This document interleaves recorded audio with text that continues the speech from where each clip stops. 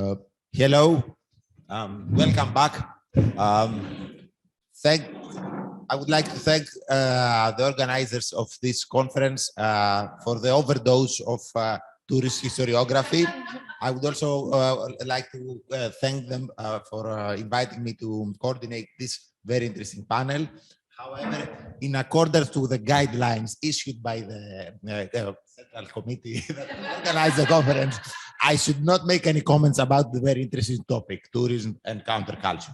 However, in spite of the fact that I'm conceding my right as the coordinator to talk a lot about this thing, I keep the privilege of asking at least one question to each of the very, very interesting presentations that we will have that has a very strong international flavor on it. So we'll follow the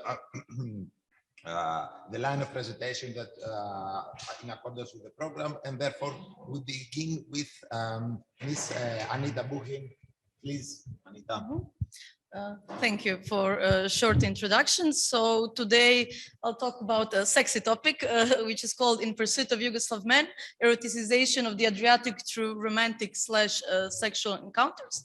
That's a part of my postdoc research I'm doing in Lisbon, which is a bit broader topic, is about how Mediterranean masculinities in Yugoslavia were shaped through the practices of romantic encounters with tourists. But today I will just keep the focus on stereotypes and expectations of what foreigners had when they were coming to Yugoslavia and vice versa, and a bit about how I think, this is like the part that I didn't still finish, how I think it differentiated from similar practices in other European Mediterranean countries. It doesn't work. Okay, it works. So basically, I kind of start with the theory of eroticization of touristic places. And that's how actually certain places can be created, transformed, or endowed by the erotic imaginaries and practices of tourists. This is a process by which certain actors acting on pre-existing geographical imaginary. We talked yesterday a lot about how things that happen after 45 with mass tourism didn't happen out of the blue, but actually are the result of some long-term centurial processes of creating the imaginary of the Mediterranean, and how these kind of certain destinations turn into objects of sexual desire, or at least places where someone thinks and dreams that they can have some sexual pleasures. And through tourist gaze and also self-exoticization, we can follow the creation of this kind of imaginaries all over the Mediterranean after 45. And as we know, yesterday there was also a bit of talk during the roundtable about sex tourism in general, which I think it's also a very interesting topic. So basically, the creation of romantic Mediterranean goes back to the Grand Tour, as we also mentioned several times in last 2 days.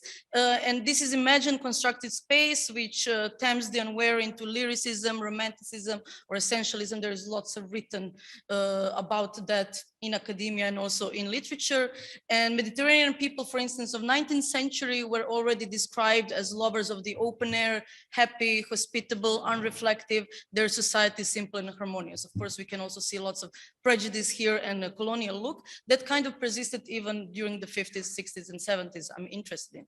Of course, with the turn of the mass tourism, we can see this new idea, the modernized idea, which is simplified in the idea of 4S that lots of Mediterranean countries were branded by, which means that your holiday package includes sea, sand, sun, and sex. And today we'll focus on the last one. Just a short thing, also the theory I'm working with, Mediterranean masculinity. Here I will not mention them nor. These are like mostly the things that are also constructs of the 60s and 70s anthropologists coming from Anglo-American sphere, and they're also criticized from the 90s to today as also a colonialist view on how Mediterranean men look like. There's lots of written about whether we can actually talk about Mediterranean masculinities or we have to talk a bit more regional or even national masculinities, how much they actually like exist or how much they're imagined, especially the expressions of virility, public masculinity, the differences between rural and closed societies, and also urban centers that exist in every Mediterranean country and on the coast, like ports and like which are quite different than some small villages in the middle of nowhere. But of course, I'm also very interested in stereotypes of a Mediterranean macho that persist also from a long time ago, like the myth of Don Juan, of Casanova, of Gigolo, and these ideas that were created especially from the 30s through Hollywood movies, through tourist propaganda, through music, and different other aspects. I call them, I didn't decide how to call them yet. So I sometimes call it Mediterranean Casanovism. Sometimes I'll call them Latin lovers from the mass tourism era. I have to think about it. There are some sporadic research, especially in Greece. There is lots of actually written about Kamakia in Greece. Other countries, not that much. Italy is almost completely neglected. I'm the only one who does Yugoslavia. There is one paper about Spain, Portugal, nothing. So France, nothing. A bit of Turkey, Israel. So like really sporadic, but there is no like actually some comparative idea of how these Mediterranean masculinities in this kind of a mass tourism era actually created. They're also part of this imaginary of the Mediterranean other, and partially they're rooted in the patriarchal societies of the Mediterranean countries.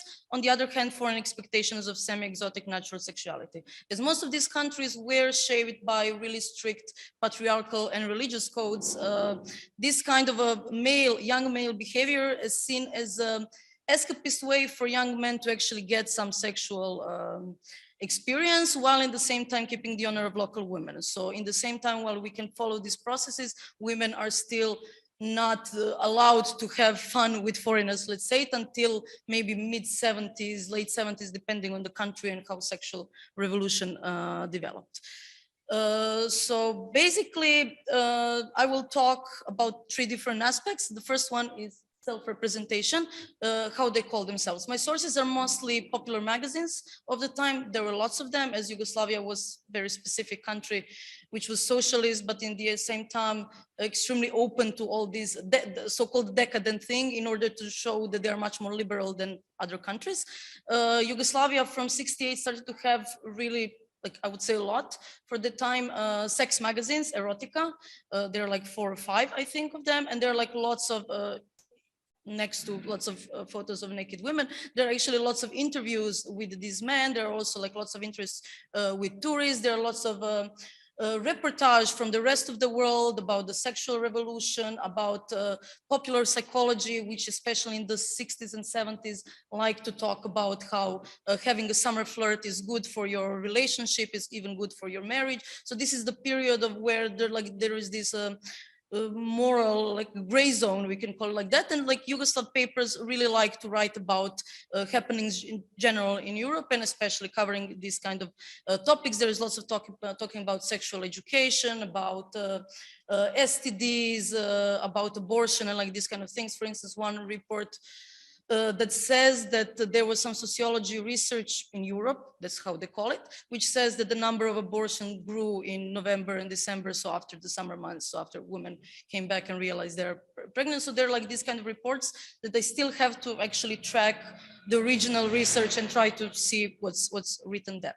But let's go to my guys who are called galebovi. So that's a Croatian word for seagulls. So this is like their like vernacular word that we can also like get good idea who they are. So they like to describe themselves as well-built lads with bronze tan, which is not natural, but they sell it as a natural color, but it's usually a result of spreading petroleum or over their bodies and persistent sunbathing in recess. Some of them started sunbathing already in February to get ready, to get really nice suntan for the season, because this is what women expect when they come to the Adriatic. Alongside skin color, muscles, and curly hair, for which they also sometimes use hair things to make it more curly. Their seduction gear includes white teeth, for which they choose seaweed, swimming briefs, a small gondola for 2, a short vessel, and a broad smile, which we disseminate along the Adriatic coast from Koper in the north to Olcin in the south.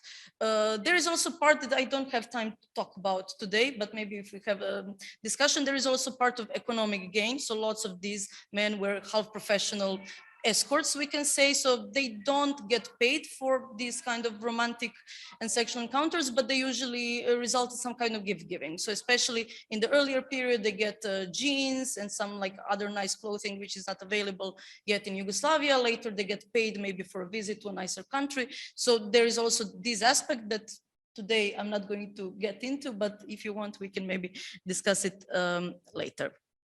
There's also, but even though, so it's a kind of public knowledge about this economic, we can call it economic aspect, the public perception of this kind of behavior is really positive, even though sexual revolution didn't happen yet. This is mostly from the 60s, the sources I'm coming, but they're actually describing how this is the way, you know, for youth to actually have fun, and, you know, their boys will be boys narrative, we can call it like that. So one of the sources says that it's all women's fault, of course, the loose women of Western and Northern Europe, who in their home countries, they abide to social norms, but when they come to Yugoslavia, where no one knows them, under the influence of sun and sea, they become easy for local men.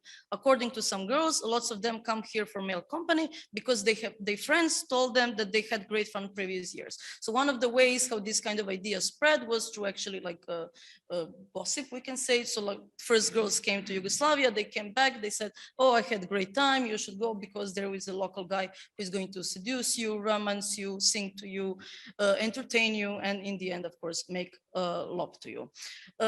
On the other hand, like these kind of expectations are also like pushed as a narrative in Yugoslav newspapers as a really proper expectations. So for instance, I found a report that some tourists left Opatija, which was like the biggest tourist resort in Yugoslavia, because they had walked for days alone, swam alone, gone to clubs and cafes alone, where they sat alone, all because there was no one to invite them to dance, not to mention to invite them on a romantic walk in the moonlight. So they kind of report, although I haven't found any documents to prove that, but they report that there's some women were so unsatisfied because no one was there in what they imagined someone will wait for them, that they actually just decide, okay, I'm going to pack my things, maybe go to Italy or to France or to Greece, wherever, where I will have this experience.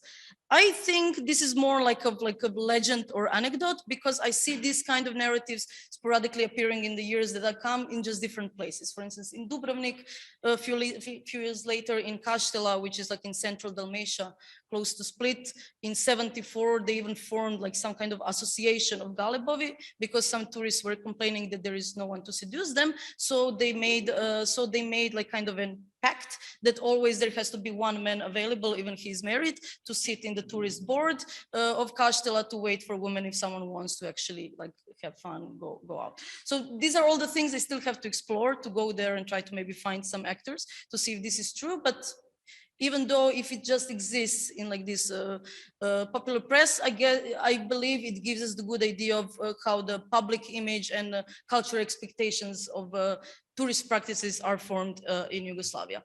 On the other hand, I have some reports from actually women who are giving interviews to Yugoslav papers, and we can find like really similar things. And lots of these women like state openly that they are married, they have kids, they left them all at home, they came here to have fun because this is also good for them and their self-esteem. So for instance, one woman who is married with 2 kids, 35-year-old woman from England, says like she feels like a woman here because back home her husband doesn't like see her new hair, her new perfume, her new clothes, she's not seduced, she's not romanticized. So this is the way that she can feel like a woman. Then she kind of recuperates, goes back to her everyday life until the next season.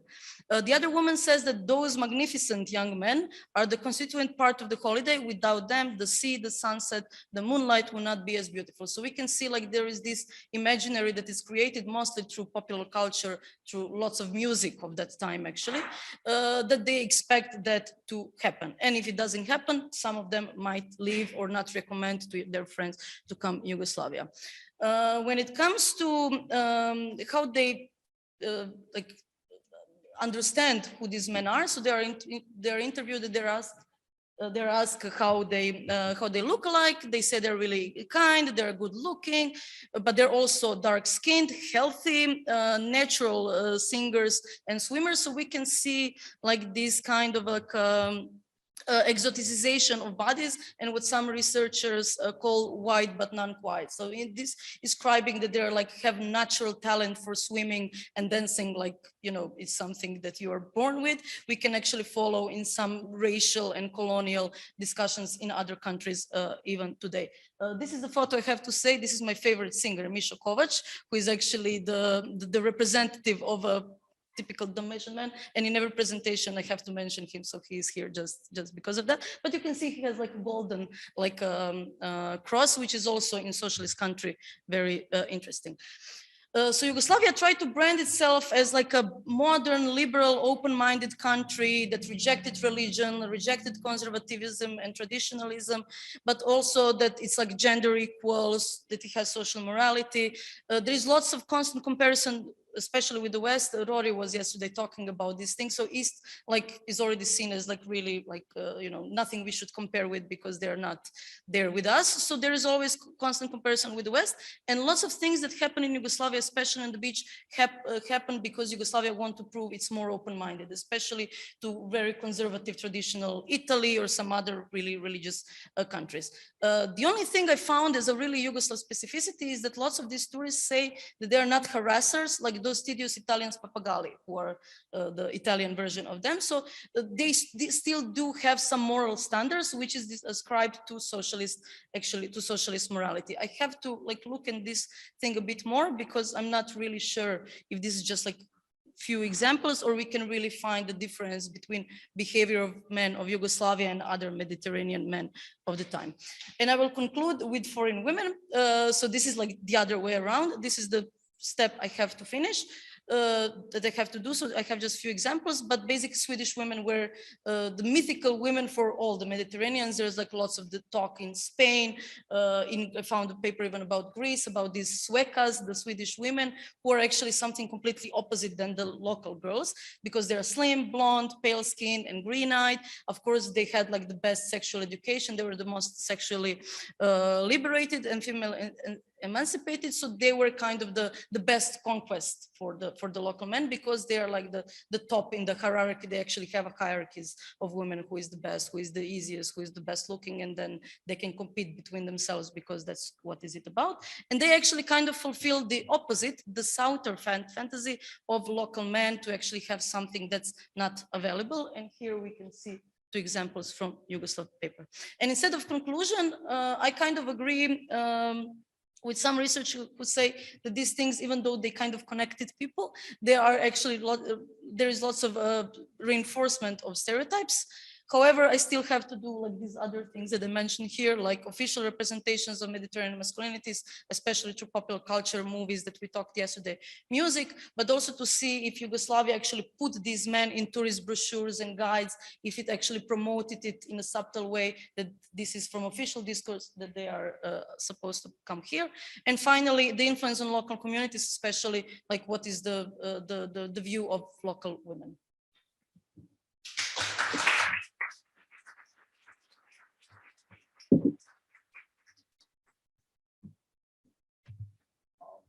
Thank you very much. Questions, and then thousands of questions. Thank you for the fascinating topic and presentation. Just for your information more, one thing I think you should try through now the Greek connection and get some comparison with the Greek guys.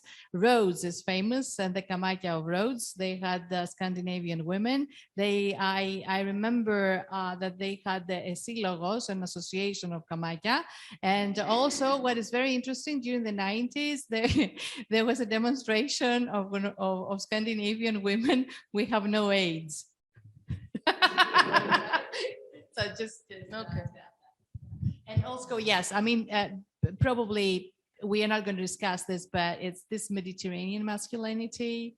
We talk about Christians, right? So sometimes there's no difference between Christian and Muslim patriarchs and families that are sort of middle class. Chauvinism and patriarchy is exactly the same.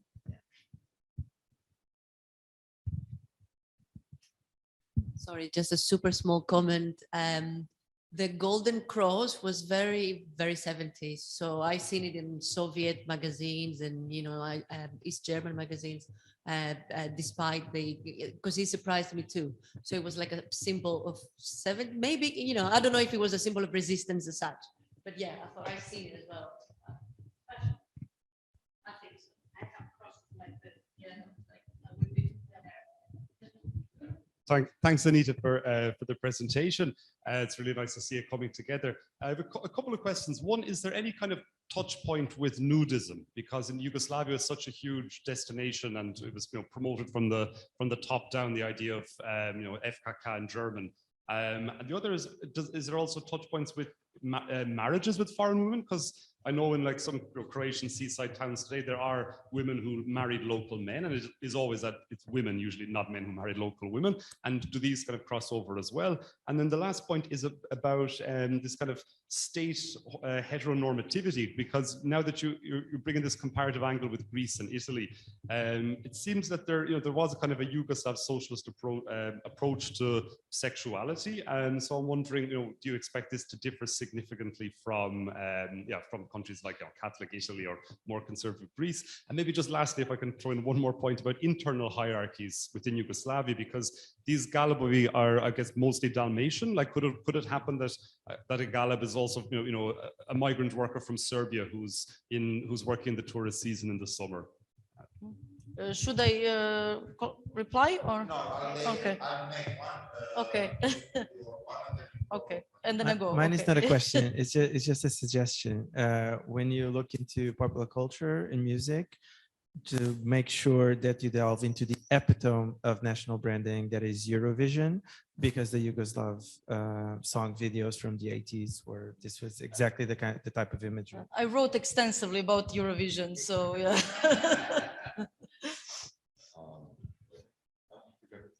First of all, I just want to say hi. I'm a friend of Anita. My name is Misho. I came here just to hear the presentation because obviously I just waltzed in. And he also works on Mediterranean masculinity, yeah, so that's why. Yeah.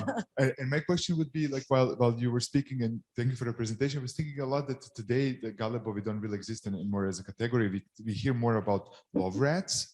And with love rats, as how I sort of perceive it, is that this is definitely a category that's not self-imposed, but it's sort of projection of Western tourists who are going to the Southern Mediterranean or Eastern Mediterranean and meeting mostly Muslim men who then sort of become married and stuff. So if you could just draw any parallels between Galibovi as sort of self-constructed category and actually perception of these women. And maybe concrete question, these women that you're speaking about, are these voices from Yugoslav newspapers? So it's like the double mediation of where Yugoslav authors actually mediate voices. So just, I don't know if it makes sense. Yeah, you did more or less. Okay, just one comment from me. A great work. Having read your paper, I was thinking one thing, taken for granted all the limited bibliography on the issue. One should be a little bit careful not to confuse what an anthropologist ethnographer does when he looks at this phenomenon, because there you have a lot of ideas, like how Kamaki or seagulls or whatever are a form of token economy in exchange for a symbolic getting back at you because of the colonial connotations, etc., etc. So people that do ethnography go this way, but you're not doing that. You're doing something through cultural representations. So in cultural representations, you necessarily have to ask who says so. Okay. Western men had sex with Greek women, but no one reported it. So that's something, a story to be told about the silencing and the fact that the story was told only about this sort of interaction. And I will start with that because I didn't write it down. The thing is that Yugoslav Galibovi talk about that in their interviews, even with their face and name and surname. So one of them, especially in the late 80s, they say that they got rich from all these foreign women. They already have 3 of them who is paying. So they are actually saying this thing about them. So I have to, like, because, well, I still haven't, I'm going to do interviews, so I'm really curious what they're going to say from today's point, but I'll talk to you in 2 or 3 years, and then I'll let you know. Okay, so thank you for your comments. I will keep them in mind who had comments.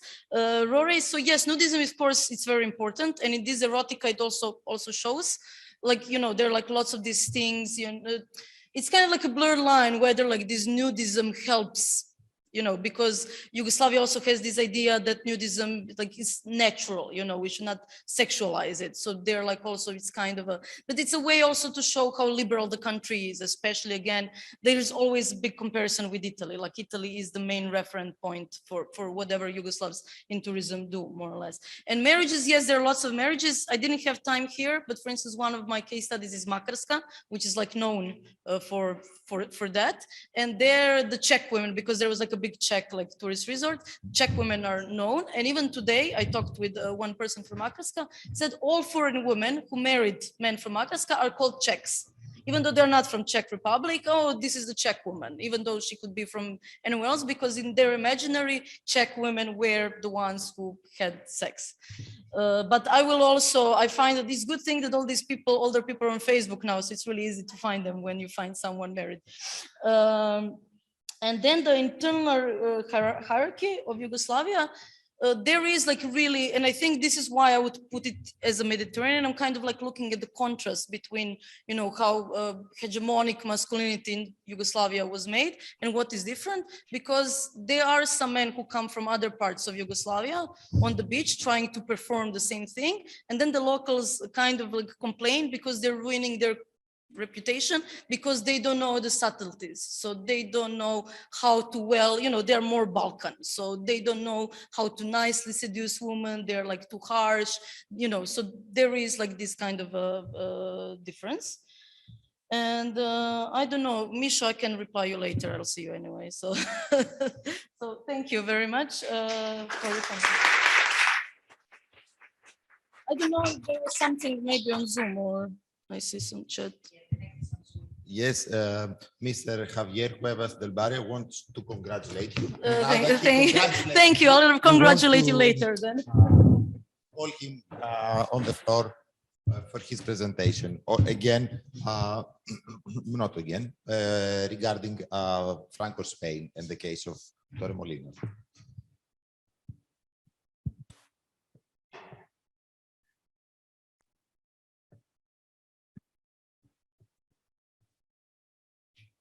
Okay. Javier, you have to share your PowerPoint. Okay, I'm trying to.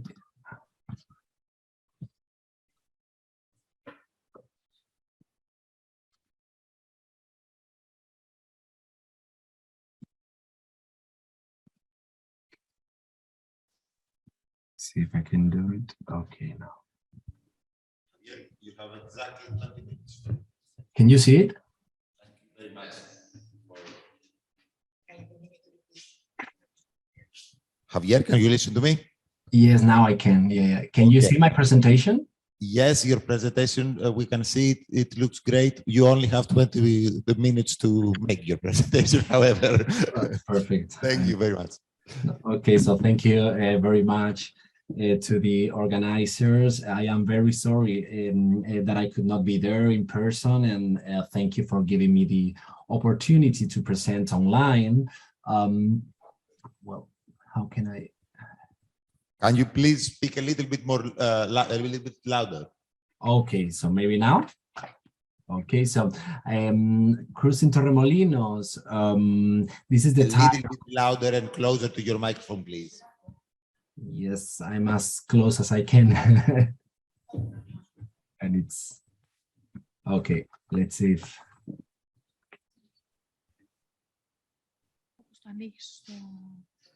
it's in my computer is as louder as I can. So Bravo, bravo. hello. Oops. Can you speak? Hello, yes, can you hear me? Yeah, again, please. Hey, hello. Hello from Spain. Hello from Malaga. Can you hear me? No, yeah, it's not his mic.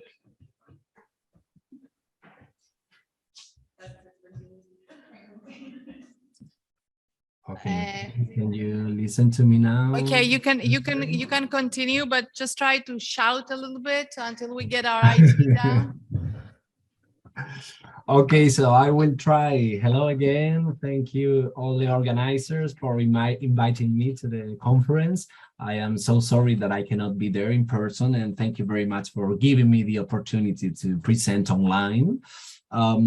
Cruising Torremolinos is the title of the research project that I have directed between 2019 and 2021, which has crystallized into a collective book of the same name and that you can see on the screen.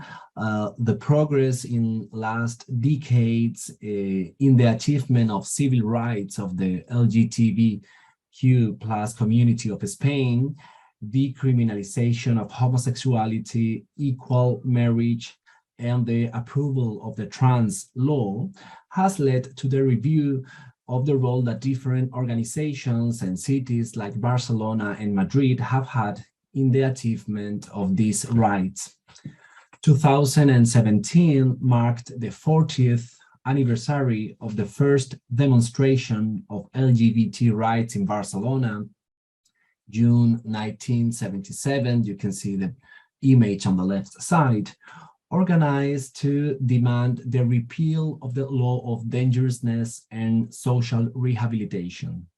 That demonstration had replicas a year later in cities such as Madrid, Bilbao, or Seville. That's the image you can see on the right side of the slide. And at the end of that year, 78, the removal of homosexuality from the dangerousness law was achieved. In 2019, the celebration of the 50th anniversary of Stonewall Inn riots. These commemorations were followed by a process of revision of the role that cities such as Barcelona and Madrid had played in this journey. However, it became clear how the peripheries were displaced. The role that tourist areas such as Torremolinos, Costa del Sol, in Spanish, the coast of the sun in the south part of Spain, already since the 60s had as a destination for the LGBT queer community in the context of Franco's dictatorship and the emergence of LGBT activism during the democratic transition remain in the background. During most of that decade and coinciding with the developmentalist economic policies, Torremolinos became the destination of the national and international LGBT queer community in what was a kind of island in the context of the Franco dictatorship. This situation ended in August 1971 with the events known as the Great Raid, in which around 150 people were arrested and which led to the subsequent close of a large part of a bar area called Pasaje Begoña and the end of an era. Just for you to have an idea of the two main laws that criminalize homosexuality in Franco's Spain during the 50s, 60s, and 70s. We have these two ones, the law on vagrants and thought, and the one that I'm speaking about, the law of dangerousness and social rehabilitation of 1971. This event motivated the declaration of this area in Torremolinos called Pasaje Begoña as a place of LGBT historical memory. In 2019, this recognition led to actions with national repercussions, such as the issuance of the first commemorative postage stamp with a direct mention of Pasaje Begoña that you can see on the right side of the slide. The opening to an international tourism made Germans, French, Dutch, and English settled and left their currencies in the coast. This transnational perspective includes the north of Africa, especially the connections with the city of Tangier, but also other cities such as Tetuan or Larache in today's Morocco. I like this central image, which shows an advertisement of La Nogalera apartments in the center of Torremolinos, connected to north of Africa, but also the north and central Europe. But to understand the development of international tourism in relation to queer communities, we must bear in mind that Torremolinos was located in a kind of a triangle that included Tangier, Gibraltar, and Rota in the province of Cadiz, and you can see on the left side of this slide, where the US military base was installed in 1953, when the Spanish dictator strengthened relations with the United States as a move to relax international sanctions imposed by the United Nations since 1945. Here you can see the construction. Once one of the Spanish newspapers, once this US naval base was started to be constructed in the 50s. Tangier was an international zone between 1925 and 1959, the year when the former international zone was finally fully absorbed into Morocco 3 years after the nation's independence. The Tangier Chamber of Commerce frequently ran an ad in the Paris edition of the Herald Tribune with the enticing tag, quote, "Tangier knows no restrictions of any kind." The reference was to the lack of any taxes and the free currency market. The implications extended into the social and sexual. This is what Professor Brian Edwards named "What's Queer About Tangier" in a play on words in his book, Morocco Bound. The local Tangier included both an active population of European and American residents, some of whom had been born in Tangier, and a much larger population of Arabs and Riffian Berbers. Many of the crucial writers of the decade lived in or spent time in Tangier during this period. We can name a few of them: Paul and Jane Bowles, William Burroughs, Truman Capote, Tennessee Williams, Jack Kerouac, Allen Ginsberg, and others all wrote about their time in Tangier, where they socialized and crossed paths with European and Moroccan writers and artists, including Samuel Beckett, Francis Bacon, Mohamed Chukri, Moumen Semihi, Mohamed Enrabet, Tahar El-Jeloun, and Ahmed Jacobi, and later in the 60s, Jean Genet, Juan Goytisolo, and some others. Between them, a Moroccan writer, Mohamed Chukri, became internationally known from the translation of his work For Bread Alone, in Spanish, El Pan a Secas, as you can read it in the slide, by Paul Bowles in 1973. In addition, Chukri translated into Arab and some queer Spanish writers such as Vicente Alexandre or Federico García Lorca.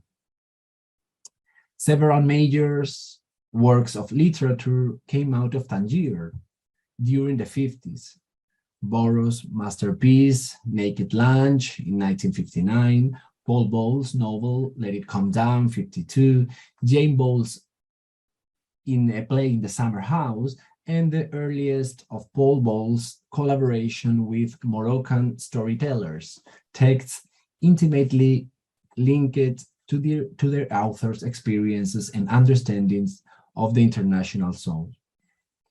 The particular political, economic, and social configurations of international Tangier disappear when the Moroccan regime removed the last vestige of its special condition in 1959. This made Torremolinos and the coast of Malaga known as Costa del Sol, as I said before in English, the coast of the sun, take over as a destination of sexual dissidents. In order to reconstruct the queer scene of Torremolinos in the 60s, I will use concrete examples just for you to have an idea.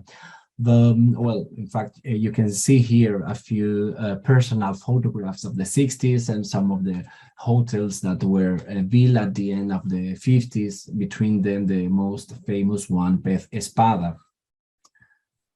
The lesbian memory of Torremolinos starts with Pia Beck, a well-known Dutch jazz pianist and singer. She toured Germany, Belgium, Sweden, and the Netherlands, and above all, United States, where she was honored as a citizen of honor in Atlanta and New Orleans. In April 1965, she settled with her family on the Costa del Sol and opened the Blue Note, a club in Torremolinos. Pia was one of the first artists to openly declare her homosexuality. She lived in the Costa del Sol with her partner, Marga Samsonovsky, and her 3 children. Here you can see, by the way, some of the pictures. Sorry for the quality in the inside of the Blue Note. Before Marga was married to Pete Feldman, a famous music radio broadcaster in the 40s and 50s in the Netherlands, with whom she had 3 children, one of them being Gino Feldman, who has kept most of the couple's photographs and memories. Between them, you can have here 2 examples.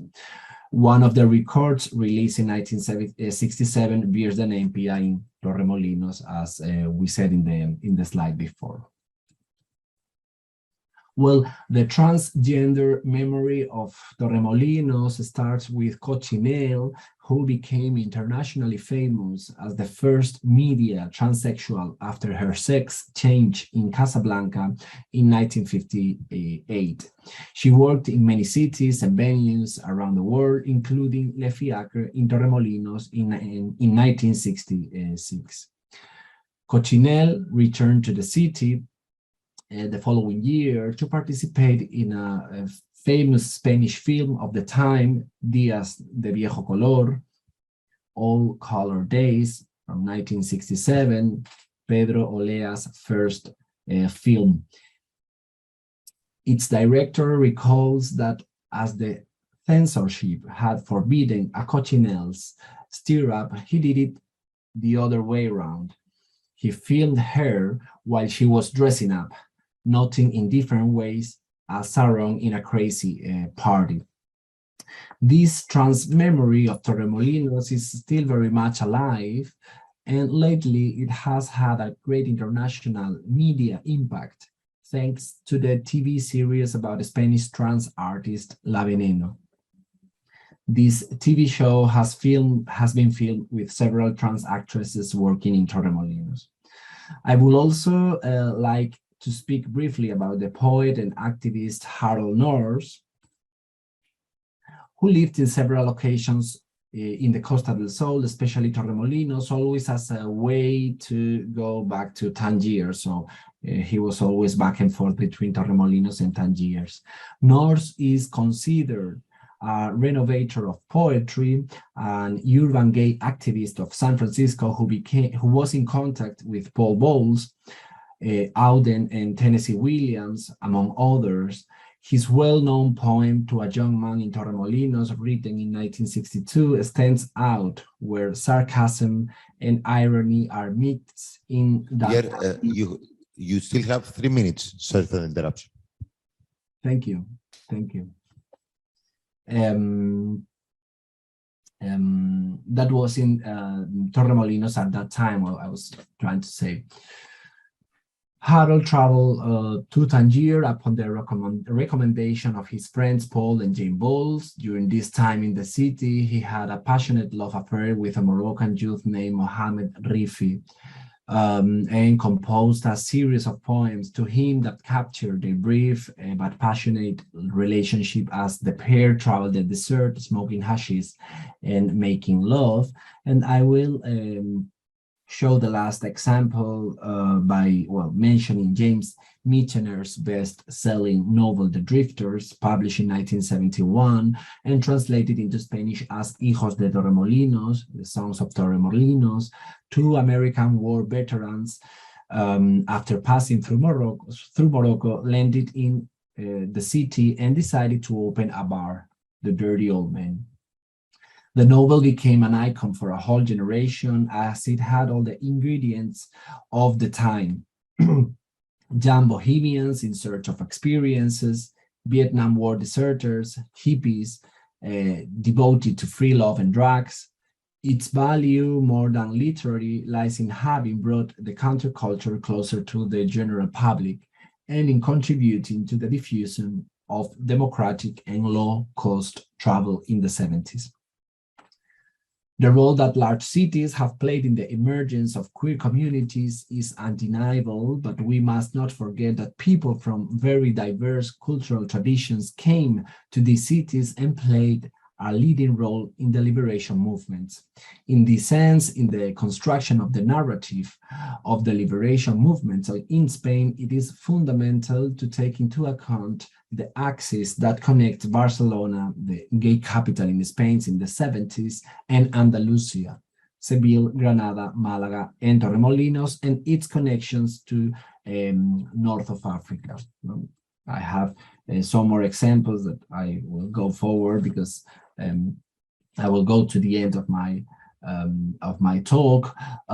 This opening period, well, this is a famous Spanish artist, Nazario, but as I said before, I will end in just 1 minute. This opening period was seen as a danger by the Franco dictatorship, which led to the approval of the dangerous law in 1970, and which began to be applied a year later in 71, and which has had as a direct consequence numerous raids throughout the country, including the great raid that I said before in Torremolinos in the summer of 1971.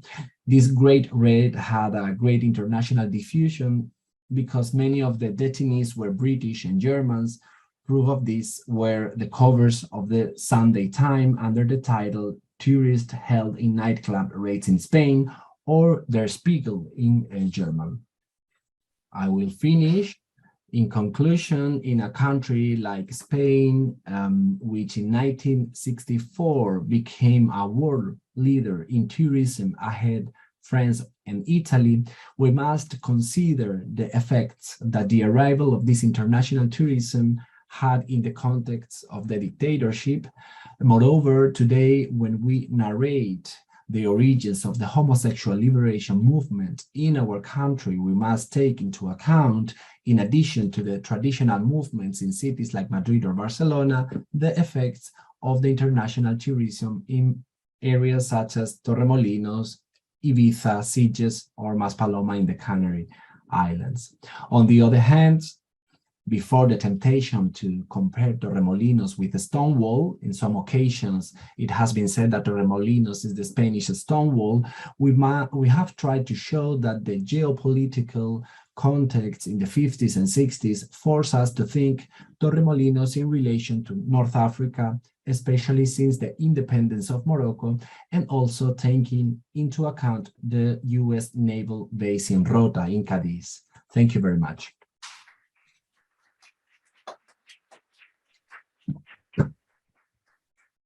Thank you very much. Questions? Thank you, Beck, for the interesting presentation. I have a question whether you are thinking, or you just didn't have time to talk about it, the interactions between older locals and how they perceived all these changes in a community where they welcome, was there some resistance? So maybe like a bigger view on how these places changed because of all these counterculture movements.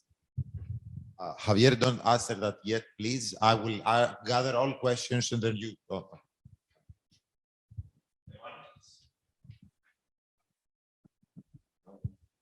Okay, I'll make a comparative perspective, Mykonos.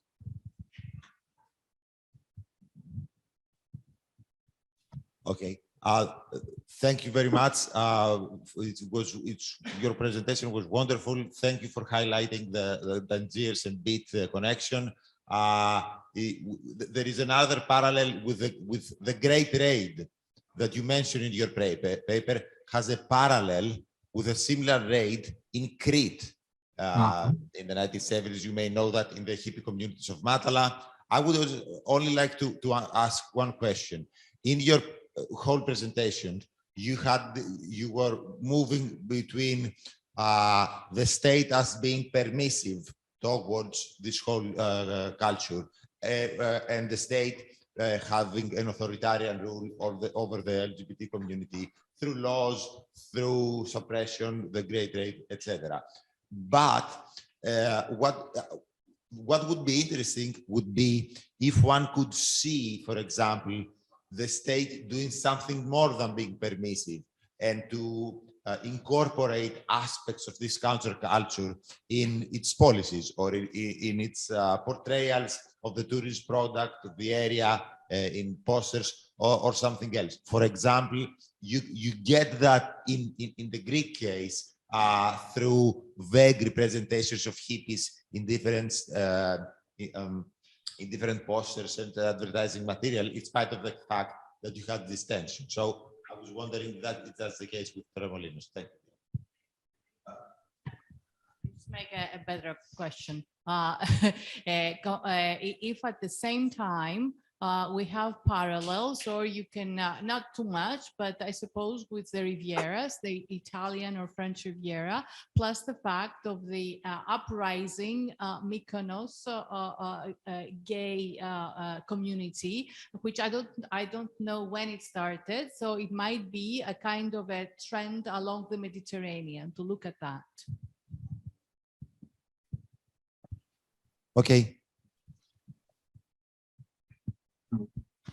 Okay, so thank you very much for your comments. In fact, we are trying to, well, as I said before, we are part of a research group, so each of us are working on a specific topic. I should have said in the beginning that I am an art historian, so this is the reason why I work with films, books, and all kinds of this expanded meaning of art.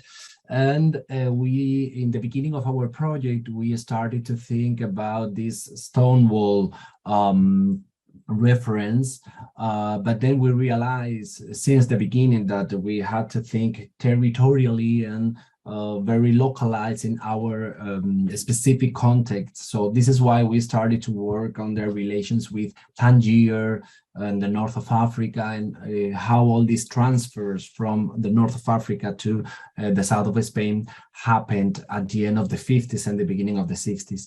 Of course, we know that this was a global and transnational movement. We have studied how, just to name an example, some activists from Argentina arrived to Italy through Spain. So we know that all these groups, especially these homosexual liberation movements, were interconnected. We know that the groups from Argentina, Brazil, Puerto Rico were connected to the European ones, to the Spanish one, to the French ones, and to the Italian ones. I should have worked a little bit more on Mykonos. Thank you for the comment and question, because to be honest, I don't know exactly when it started. It is the same. I think it's the interesting thing of Torremolinos is that it is very early. It started at the end of the 50s. So from what I know of Mykonos, I think it's later, but I am not sure about this. We can make these connections with Ibiza, counterculture movements, and how all these European tourists and hippies and artists were traveling all around the Mediterranean. And we have been studying also the connections with some people named Italian and French Riviera. As I said before, we have been working on the groups in Bologna, in Torino, in Roma, especially also some connections with people going to Rimini and some other, and of course, all this old tradition of going to the south of Italy, Sicily and Naples. And we all know that all of these people were traveling all these tourist destinations, and the relation with the state, with the repression. I think some of you asked about the repression of the state, of the dictatorship, and how was the presence of these hippies in the cultural context of the state. We have been working especially in the films, Spanish films made at the end of the 60s, where we can find how the Spanish state and Spanish dictatorship was trying to open, to international tourism for economic needed or reasons, but at the same time they were trying to close, like trying to have like specific cities like Torremolinos, Ibiza, where all this money can arrive to Spain. But in contrast, we have a lot of repression in the main capitals like Madrid or Barcelona. So it was like two faces of the same coin. I don't know if we can say like that. We had like tourist areas, but then we have a lot of repression in these main cities. But I will look for more information about Mykonos and also about this great raid in Crete, which I don't have. I've heard about it, but I don't have a lot of information. I think it will be very interesting to research on this topic, because we know about these raids in London, in Paris. I mean, they were all around Europe, also in democratic countries, but I haven't worked too much on the east part of the Mediterranean, so I will in the future. Thank you very much. Thank you very much.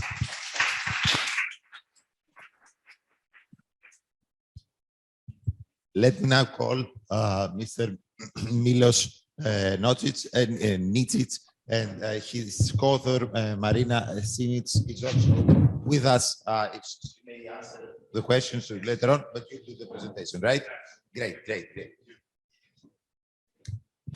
You have the presentation here, please.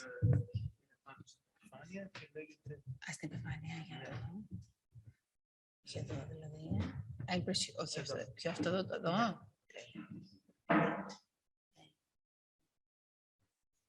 Ωραία, κάτσε να το κάνω και αυτό το κάνω πρώτα.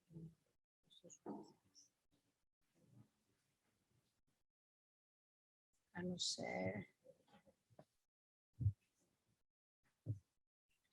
Ωραία.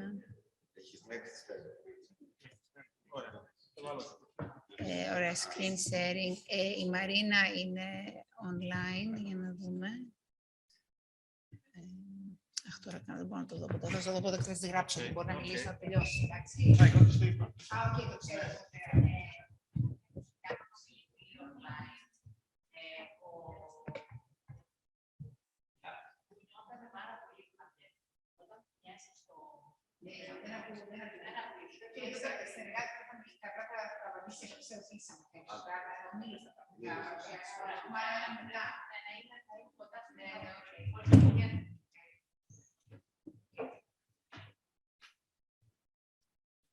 Είναι εντάξει, έτσι. Ναι. Ωραία. Yeah. So. Good afternoon. Warm welcome and greetings to our presentation from my co-author Marina Simic and myself. We are both coming from University of Belgrade, Faculty of Political Science. And we are here to talk about Yugoslav tourists to Greece in a specific time period from 1974 till 1990. And we called it Alternative Seaside, Imaginaries of Greece among Yugoslav tourists during this period. So let me begin. In this paper, we analyze the characteristics of the imaginary of Greece among the tourists traveling to Greece from Socialist Federative Republic of Yugoslavia during this period. Why do we do that? First, the international relations between Greece and Socialist Yugoslavia during the second half of the 20th century had not been smooth, especially during 1945 till 1974 period, when two countries had been going through a series of instabilities on a political level, only to be changed during the 1990s when a brotherhood between Greece and Serbia came to prominence, resulting, among other things, in millions of tourists from Serbia to Greece. Secondly, the socialist Yugoslavia had tourist infrastructure that was at its peak during the 1974 till 1990 period, when the majority of Yugoslav holidaymakers had significant benefits from visiting Yugoslav Adriatic coast compared to other destinations. The popularity of Greece among Yugoslav tourists started to rise significantly after 1974, making the period before it and after 1990 a formative one for Greece as a tourist destination in neighboring Yugoslavia, especially Serbia. Imaginaries, experiences, and narrations of Greece as a tourist destination during 1974 till 1990 gave way to flourishing contemporary relations between Greece and Serbia on both political and touristic level after the fall of socialism and the breakup of Yugoslavia. In this research, we focus on interviews with tourists visiting Greece during this period, but also original tourist photographs, memorabilia, but also shared narrations of Greece in Yugoslav public domain, newspapers, books, TV, and other media content.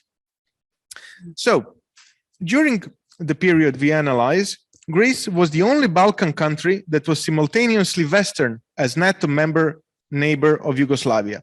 This meant that the imaginaries of Greece among the Yugoslav citizens differed greatly from the imaginaries of Greece produced in the West during the Greek tourism boom, especially from 1960s onwards, which could be summed up to represent a destination allowing escape from industrialized modernity, but not only, as we heard today and yesterday. As more or less globally acclaimed socialist state whose successful modernization followed a radically different trajectory to that of Greece, Yugoslav leisure tourists visiting Greece during this period had not only to negotiate the ideas of what it means to be a country member of European institutions and NATO, but also to use the experience of visiting Greece during a summer seaside holiday as a backdrop for making sense of the developing dynamics within Yugoslavia. On one hand, there was a proximity, both geographical with shared ethos and intertwined histories between many of Yugoslav peoples and Greece, while on the other, there were crucial differences in political, economic, and societal conditions of both countries, modernist projects that proved to be fertile ground for commentaries about what it means to be contemporary, cosmopolitan, successful, forward projecting, but at the same time being humane, neighborly, and friendly. This is particularly interesting, bearing in mind that the international relations between Greece and socialist Yugoslavia had not been smooth during the second half of the 20th century, especially during the 1945 till 1974 period, only to be changed during the 1990s when this mentioned brotherhood between Greece and Serbia somehow emerged or was constructed, so to say. So the relations between socialist Yugoslavia and Greece were anything but linear and simple. This formulation indicates that Yugoslav-Greek bilateral relations were complicated and dependent on both internal political dynamics of the respected countries, as well as on the characteristics of the global political realities of the Cold War. Nevertheless, Yugoslavia and Greece were strategically interdependent. Yugoslavia was a land route to the rest of Europe, and for Yugoslavia, Salonika was an outlet to the Aegean. During the 1945 till 1974 period, the two countries had been going through a series of instabilities, as we said, and that's something that we develop further on in the paper. But what happened after the fall of the colonist military regime in 1974 was a most significant reapproachment between Yugoslavia and Greece. And this coincided with the significant rise in living standard of the Yugoslav citizens and a decade that saw a maturity of the consumerist practices of the Yugoslav. This meant that travel not only remained a constitutive element of Yugoslav identity, but could also now be undertaken outside of the boundaries of a Yugoslav state. So we're going to say a couple of words regarding tourism in Yugoslavia in order to set a backdrop for understanding those motivations that led people from Yugoslavia to Greece back in those days. So travel for leisure played an integral part of cultural and well-being policies of socialist Yugoslavia, insomuch that as early as in 1946, Yugoslav government introduced obligatory paid vacation time of minimum 2 weeks, that was later altered to 12 to 30 days. Such policies were based on the idea that paid vacation was a constitutional right that companies had to embrace, and equally important, employees couldn't refuse. This led to the development of further policies that aimed to foster material basis for the vacation. Thus, the main state policy was to establish tourism as an activity for all society, all strata of society, providing financial benefits, including annual holiday allowance and unique accommodation units, such as holiday centers for workers built by the state or the firm themselves. In that terms, the obligatory annual holiday became a social practice closely linked to the commanded transformation of a largely peasant country into an industrialized state after World War II. So this holy trinity that you see here on the screen of Yugoslav tourist social practices, the obligatory paid leave that you see on the first photo to the left, basically holiday allowances, obligatory paid leave, as I said, holiday allowances on the left that you were given by the company you were working at for spending during your holiday, and specially constructed social holiday homes, established a shared belief that summer seaside holidays are necessary part of a modern lifestyle, in an idea that ran through all Yugoslav social strata from early 1960s onwards. In other words, seaside summer holidays became easy, relatively inexpensive way for most Yugoslavs to enjoy a seaside summer vacation. So why did some venture to another country, losing all the above mentioned benefits, and what are the narratives they produce about Greek summer experience?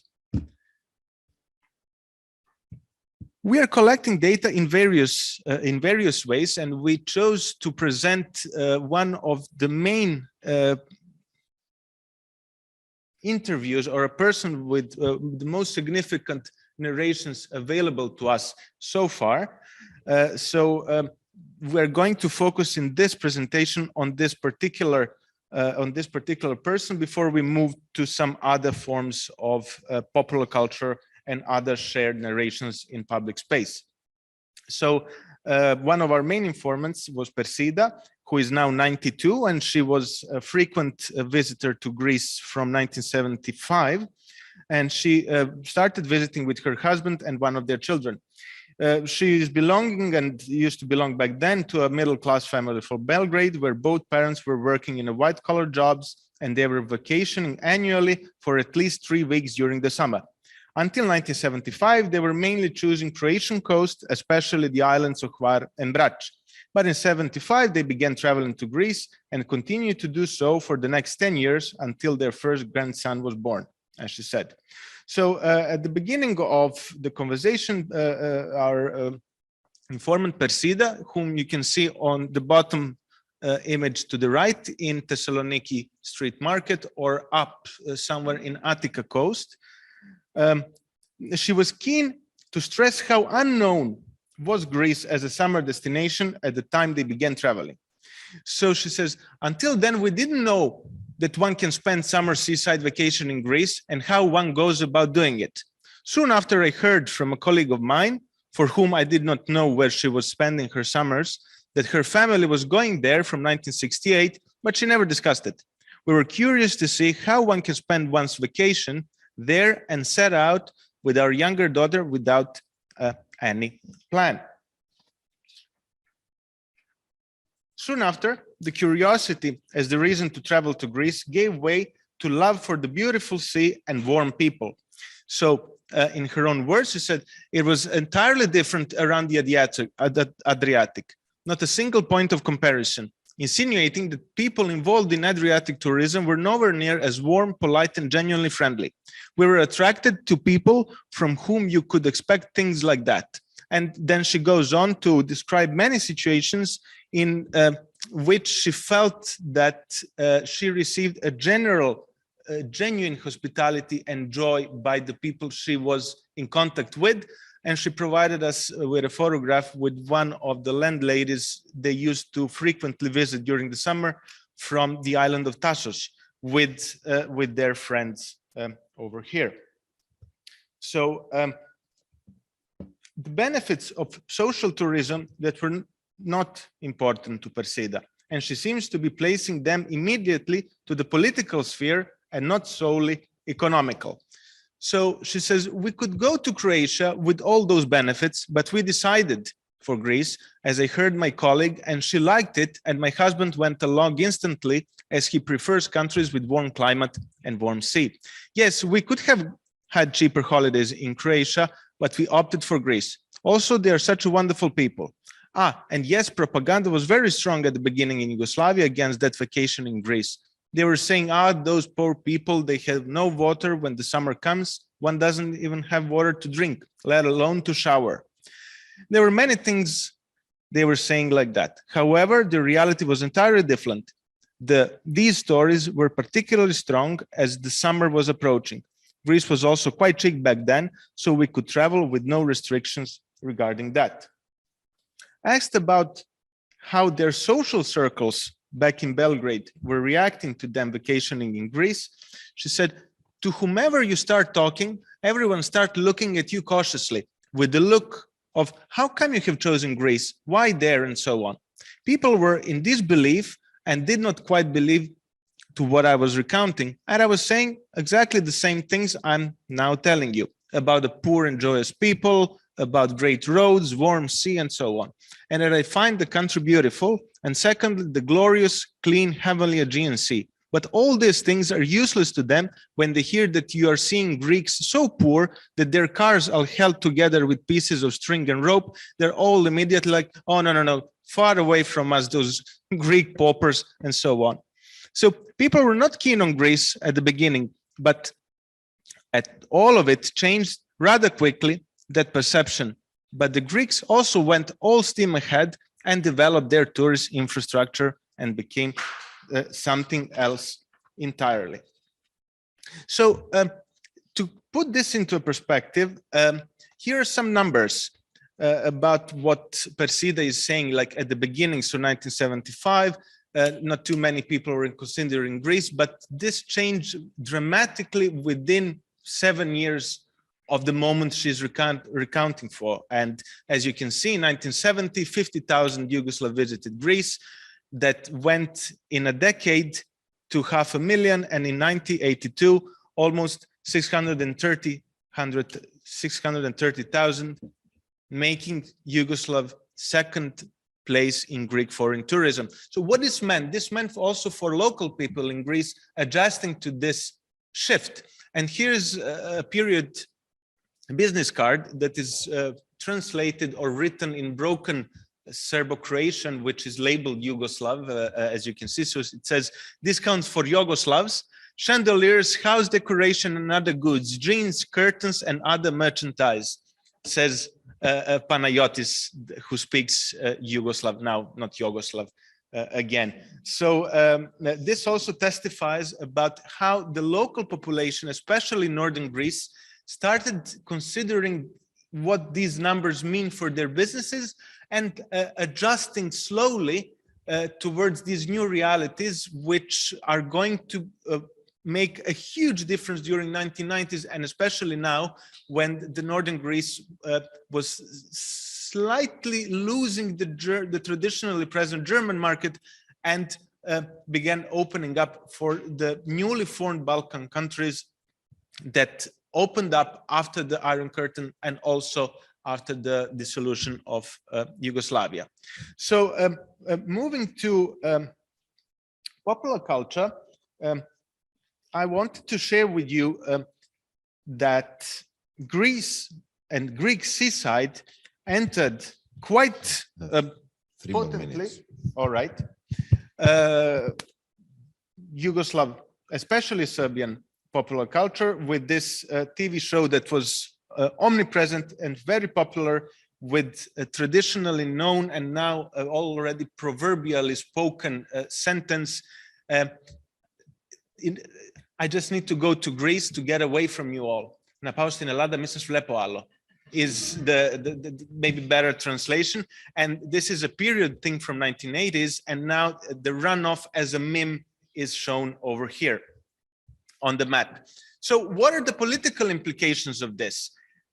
We're focusing on a very specific notion of Serbo-Greek or Greek-Serbian friendship that was developed and put forward by Ruža Fotiadis, who was really examining this political relation deeply, and also what it means to have a friendship as a way of international relations.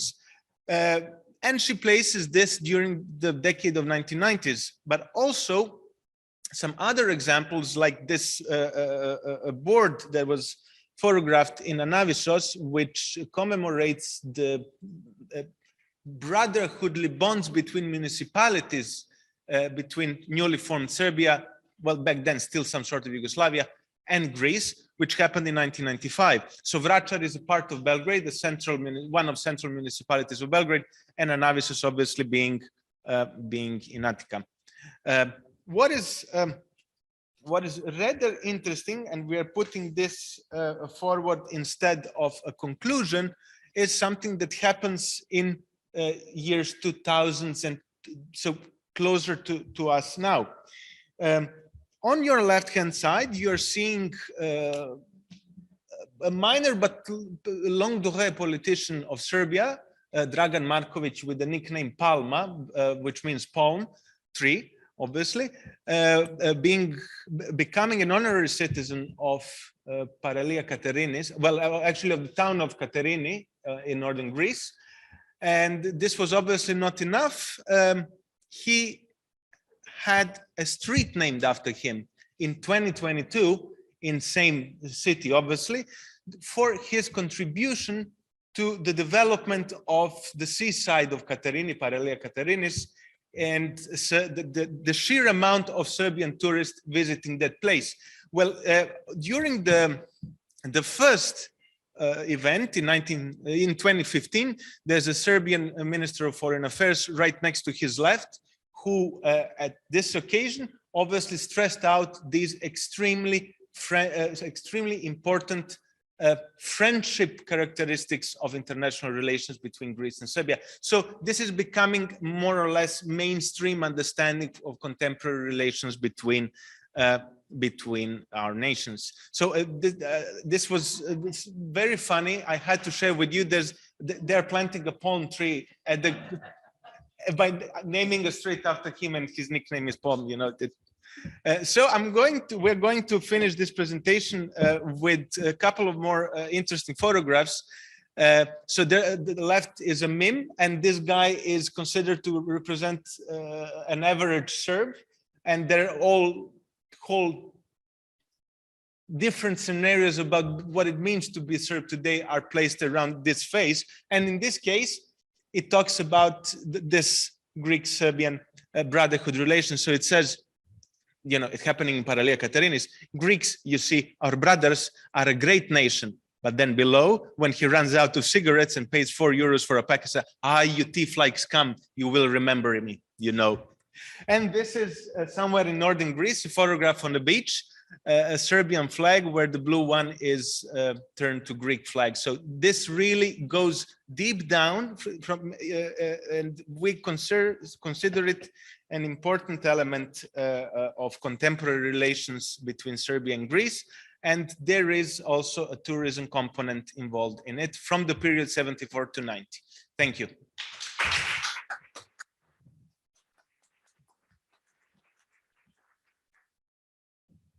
"20 minutes exactly. Yes, thank you very much. Great presentation. Questions? Let me go on the back. So my co-author Marina is also present, and if you have some questions for her as well, she'll be able to answer. I have a question for whoever wants to answer. Did you like think about this? So I'm thinking about this like change from social tourism to like more commercial tourism in Yugoslavia, and maybe it's not true. Maybe I'm just like, you know, it's too far-fetched, but like especially like mid-70s is the time when for the first time, and actually until the fall of Yugoslavia, there are more foreign tourists than domestic tourists on the Adriatic. So there is a big change of who goes to the Adriatic, and it becomes more expensive. And there's like lots of reports in media of the time how Yugoslavs are now second citizens. They're not as welcome. Everything is just for foreigners. So do you include maybe like this idea that that's why they start discovering Greece, because they finally feel, you know, recognized when they go on their vacation, because in Yugoslavia they're not more welcome at the Adriatic? And the second question is like, do you have data of who are these Yugoslavs who go to Greece? Are they mostly Serbs, or is it like widespread throughout the whole country of the period until 1990, of course?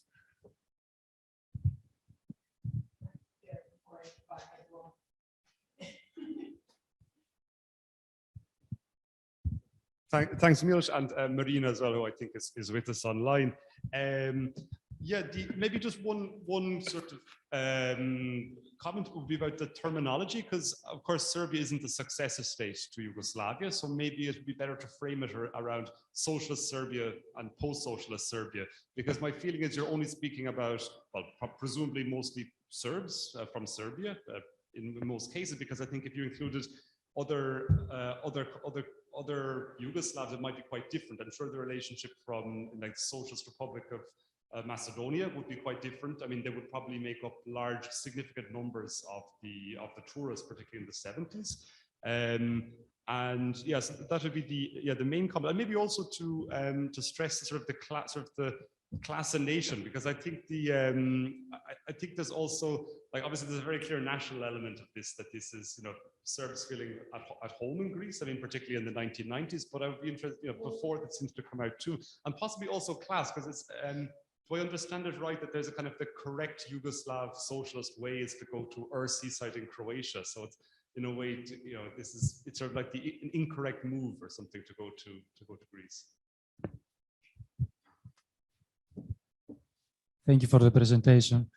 Do these imaginaries concern exclusively summer vacation in Greece? And the second one is, have you identified any similar bonds developed between Yugoslav tourists, let's say, with other countries? Or is the phenomenon that it is takes massive form concerning Greece?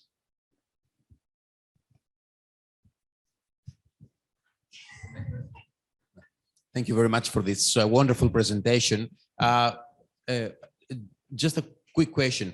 Do you think that the infrastructure, the road network, and mainly this highway that we were talking this morning, the Brotherhood and Friendship Highway, connecting all the Yugoslavia down to North Macedonia, has contributed to this influx of tourists? Thanks. Thank you for your presentation and opening up to this flow of tourism from the Balkans to Greece. So it's not just the Western European, it's also Eastern Europeans. Just a comment on the obligatory holiday. You should remember that generally tourism in Western Europe rose because of obligatory introduction of holidays, and that's after 1945 phenomenon. And this is how tourism was built upon that. So that was also in just this is a comment, but it is also Bulgarians. It is also North Macedonians. It is also, I don't know, probably Croats, but I'm not sure because they have a larger beach. So it's probably Serbians, North Macedonians, and Bulgarians. And this is why Paralia Katerinis is full of this, and Passos as well. So they consider it's only 2 hours, you know. Sometimes we're going, you think it's far away, but since in 1990s, since the people realized how close they are. But it's just that Is it unknown? Yeah. Okay, thank you very much both for this most insightful presentation. I like very much the point where the Yugoslav state propaganda, if I got it right, try to downgrade or downplay Greece. Is it actually a kind of a part of a broader state policy of actually having Greece as a sort of backwater for ourselves to go there and have cheap tourism? Also, does it incorporate state elements of a kind of inter-system rivalry? So Titoism, communism versus capitalism, and also elements of Balkanism? Can say so?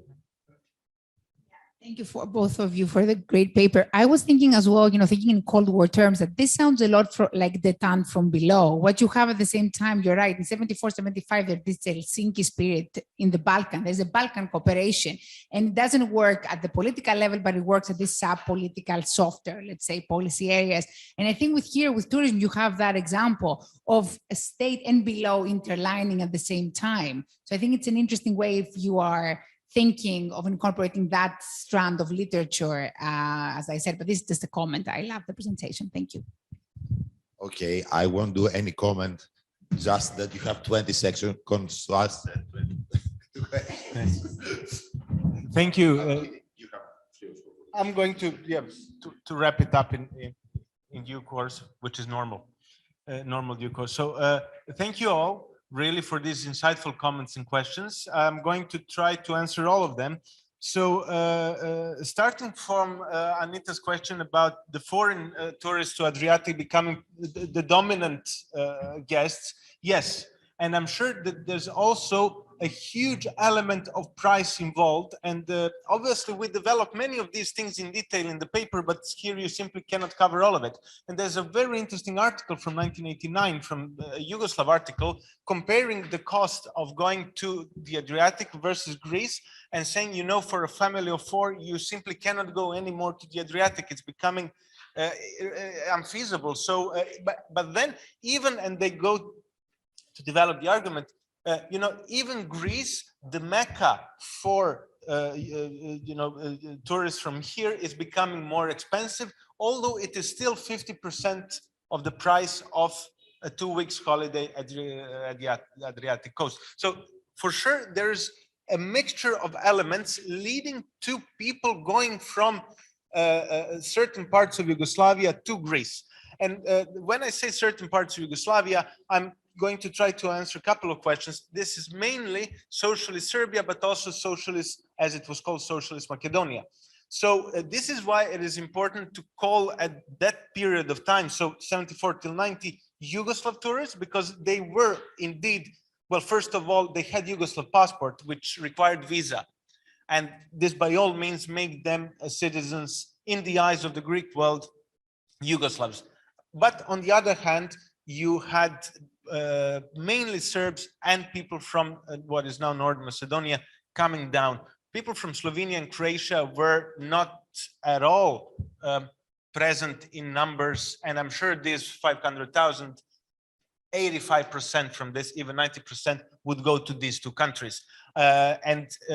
Also, obviously, Bulgaria had completely different experience of socialism and its breakup, which was not at all comparable to Yugoslav breakup. So we are not considering the Balkan markets per se entering Greece, but actually try to see how these visits from 74 till 90 in a way contributed or played, well, better say played a certain part in what is today contemporary characteristics of Serbo-Greek international relations, which are becoming in official ways characterized as friendly. So there is this deep friendship as a column of these international relations.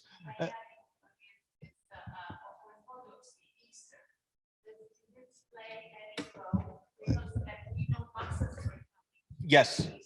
The orthodoxy plays also a very big role, but in a double-edged sword. Why I'm saying this? And we also developed this in a paper, and we have this section on Yugoslav Greek relations, political relations prior to 1974, where the countries politically were not aligned whatsoever due to a Macedonia question, the Makedoniko, and not only. Also, there was a very deep mistrust in Greek Orthodox Church by the Serbian Orthodox Church stemming from 19th century, even before. So all of this played a certain part to the imaginaries of Greece in Serbia that in a way started to move towards this positive image in the period from 74 to 90 and then heating up after that. Milos? Are you here, Marina? Yes. May I add something to what you said? Yeah. Hello. Yeah. Hi. Hi.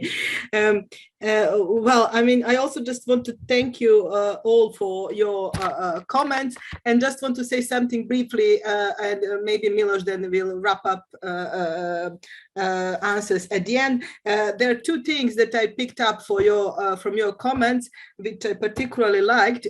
One is Rory's question about class, and that's something we also thought about, and we will have to think it more thoroughly, as it will be quite tricky, as you probably know, to actually say who was a middle-class person and what exactly does it mean, and how it reflects to going to holiday to Greece or Adriatic coast. So that's something we will have to think about a little bit more to see how we are going to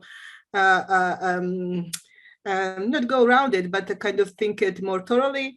And the second thing also that I picked up from the questions and I liked particularly is this thing about infrastructure, which is also something that may be developed further. And I especially like it as it adds some kind of very concrete element to these ideas of imaginaries. So I will just stop there and leave it to Milos at the end.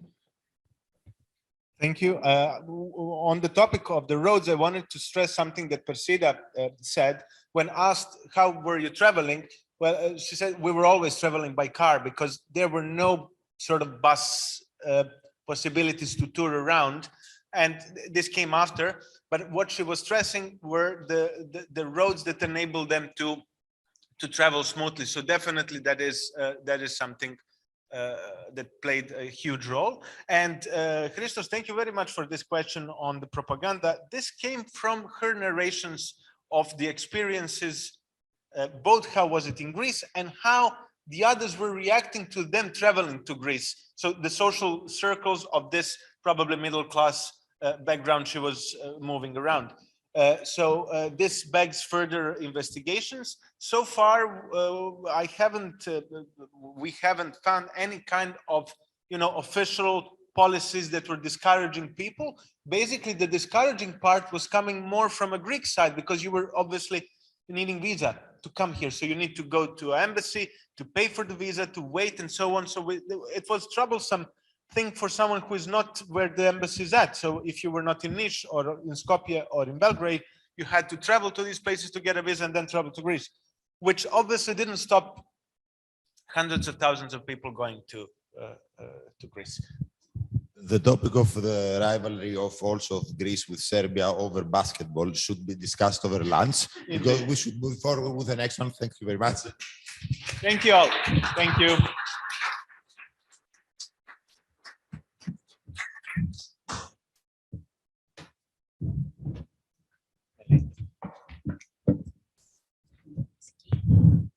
Okay. Escape.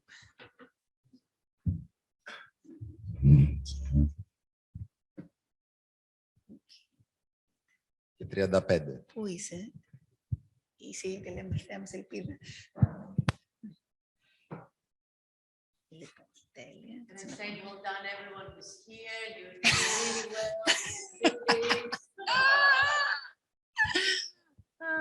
Almost there. There's going to be a reward. The dinners will be really nice after the last panel. A lot of Really enjoying alcohol. it. Yeah, sell it. Okay, seriously. I will take orders for coffees in between panels. We don't have a break. It's brutal. Λοιπόν, εντάξει. Okay. If you can make it full screen for me. Sorry, just press it. Just go from here because you cannot press it here. It's a problem, you see.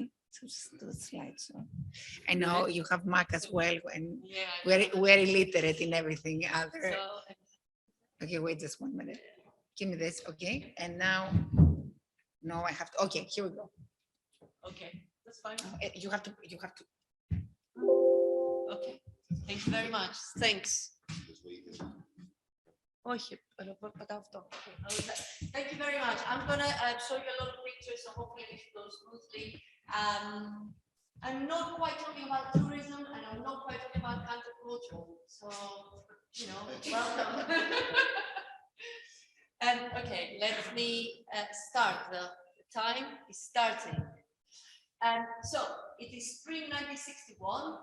A child's attention is captured by the beautiful illustrations and the vibrant colors of the magazine they cradle in their hands.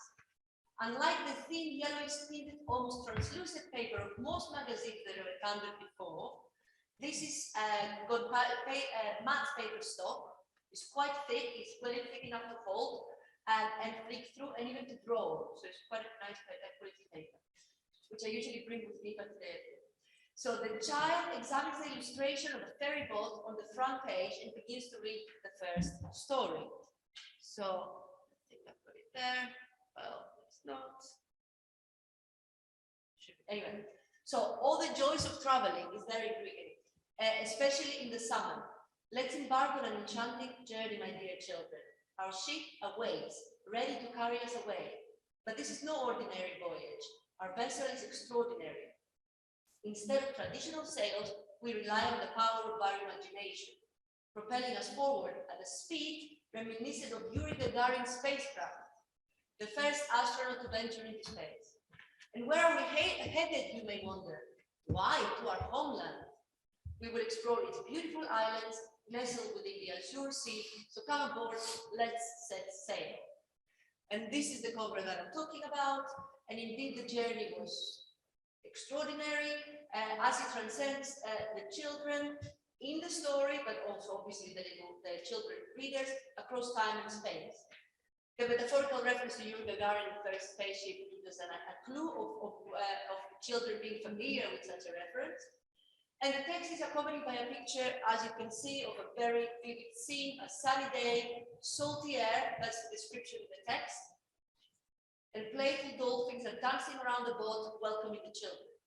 As the story progresses, its readers are introduced to various landmarks of Greece. So they're going around on this kind of imaginary journey, and they stop in the different islands. They're talking about mythology. They're talking about where the name Aegean is coming from. They're talking, they're talking about the nation's 1821 War of Independence, and they're, mesmerized by the stunning beauty of the Aegean landscape. The child reader, well, imagining, is reading from the fourth issue of Children's Discourses, an 8-page supplement that measures 8 by 10, and is circulated with the illustrated magazine Discourses. According to the byline, the actual magazine, which I had some pictures in a bit, was a bi-monthly illustrated cultural educational magazine. I do have some pictures, but I think that jumps to these, but anyway. So I'll stick with that. Okay, so what I will see is this is the first page of that's the second spread, which I'll speak in a bit. And that's one more spread for the same magazine, and that's the back cover. So that you've seen the whole kind of children's magazine. And here is the what I've read. I did have it, I know it. So with a Discourse, which means torch, was published between 61 and 68 in East Germany. It was published by the Greek political refugees who had fled the Greek Civil War. It was initiated by the exiled Communist Party, PPE, while its high production value of glossy covers, and that's what I kind of really pay quite importance to it, very good paper stock, extensive use of illustration, full color photography supplements, including the children's magazine, which was a supplement that was coming every 2 months with the magazine, was supported by a subsidy that amounted to 25% of its costs by the International Relations Department of the Ministry of Foreign Affairs in East Germany. Since the Second World War, magazines have played a crucial role in promoting and consolidating national identities. I mean, I can claim that it's a story of illustrated periodicals. It's really, really important about this kind of notion of national belonging. But definitely after the Second World War, we see that throughout the world, and definitely also, you know, in Europe, former Eastern Bloc and the West, of these magazines that are carrying this kind of tradition of Life magazine, broad cultural magazine, a lot of photographs. This is a East German magazine, the Review, which was aimed at foreign distribution. This is more like the paper that I meant, which is an East German magazine for East Germans, and the paper is not very, there's not a lot of color. The paper actually, when you touch it, is very thin. It's a different production value. I think that's quite important to understand in the broader sense. So Resource was printed at the Verlagszeitschrift Bild publishing house that specialized in foreign language magazines. And also propaganda for distribution abroad. And this is Urafiki, a magazine that was going in Africa. In countries in Africa. Can you hear me? Sorry. You press that. What do I press? Or here. So Prisos's target readers were young Greek political refugees in Central and Eastern Europe, including Hungary, Bulgaria, Poland, everywhere where the Greeks were, apart from Yugoslavia. But also very, you know, very importantly for this magazine was also, thank you. Yeah, I'll do that. Thank you. And it was also published in the West. Yeah, should be. Yeah, if you go back a little bit. Yeah. Yeah. Okay. So it's it's published in the East, but also it's published in in East Germany, but it's distributed to the West. It's distributed to economic migrants across Western Europe, everywhere in Western Europe, not in great numbers, but in numbers, you know, from Austria to Switzerland, and it goes to Canada, Australia, Brazil. So it goes, you know, kind of across the Atlantic as well, apart from the United States. So Yugoslavia, United States, X.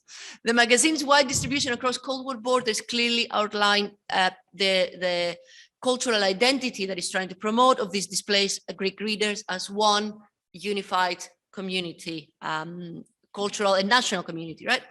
So as it will be evident in the analysis, and despite its clearly outlined ideological context, the magazine was a complex printing production that adhered to a broader, wider, and certainly transnational network of interwoven social relations and aesthetic forms.